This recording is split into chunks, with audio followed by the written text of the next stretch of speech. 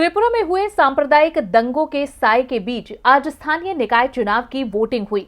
हालांकि इन दंगों के चलते स्थानीय चुनावों पर रोक लगाने की सुप्रीम कोर्ट से अपील की गई थी, लेकिन सुप्रीम कोर्ट ने ऐसा करने से इनकार करते हुए ये कहा था कि लोकतंत्र में चुनाव स्थगित करना हमेशा अंतिम विकल्प होता है और हम इसके खिलाफ हैं।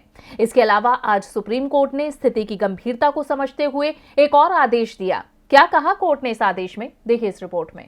त्रिपुरा निकाय चुनाव की वोटिंग समाप्त हो गई है। चुनावों के दौरान कुछ स्थानों पर छुटपुट घटनाओं को छोड़ दिया जाए तो मतदान आमतौर पर शांतिपूर्ण रहा। एक ओर वोटिंग चल रही थी तो दूसरी ओर आरोप प्रत्यारोप का दौर भी चल रहा था। टीएमसी ने आरोप लगाया कि उनके समर्थकों को वोट नहीं डालने दिया गया, मतदाताओं को डराया जा रहा है, उन पर एक पार्टी के पक्ष में वोट देने के लिए दबाव बनाया जा रहा है। अब इन हालात को देखते हुए सुप्रीम कोर्ट ने बड़ा आदेश दिया है। अपने आदेश में सुप्रीम कोर्ट ने स्पष्ट रूप से कहा कि मौके पर बीएसएफ की 2 टीमें भेजी जाएं और डीजीपी भी स्थिति का जायजा ले। कोर्ट में त्रिपुरा सरकार की तरफ से महेश जेठमलानी ने बताया कि इस समय राज्य में त्रिपुरा स्टेट राइफल्स के जवान तैनात हैं। इसके अलावा बीएसएफ की 2 अतिरिक्त टीमें भी तैनात कर दी गई हैं। जेठमलानी ने जोर देकर कहा कि स्थिति शांतिपूर्ण है और मतदाताओं को किसी भी तरह परेशानी नहीं है। उन्होंने यहाँ तक कहा कि केवल याचिकाकर्ता और हस्तक्षेपकर्ता ही बाधा डाल रहे हैं, लेकिन कोर्ट ने बिना समय गंवाए एक्शन लेने की बात कही है। कोर्ट ने निर्देश दिया है कि मौके पर गृह मंत्रालय द्वारा सीएपीएफ की 2 कंपनियां भी मौके पर भेज दी जाएं।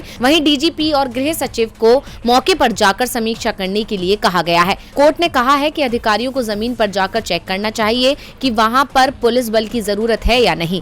कोर्ट ने अपने आदेश में कहा है कि हर पोलिंग बूथ पर सीएपीएफ जवानों की पर्याप्त संख्या जरूरी है।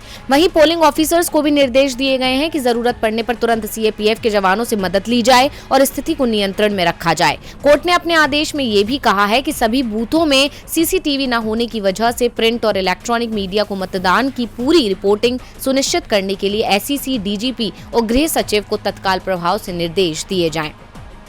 डीवी लाइव की रिपोर्ट।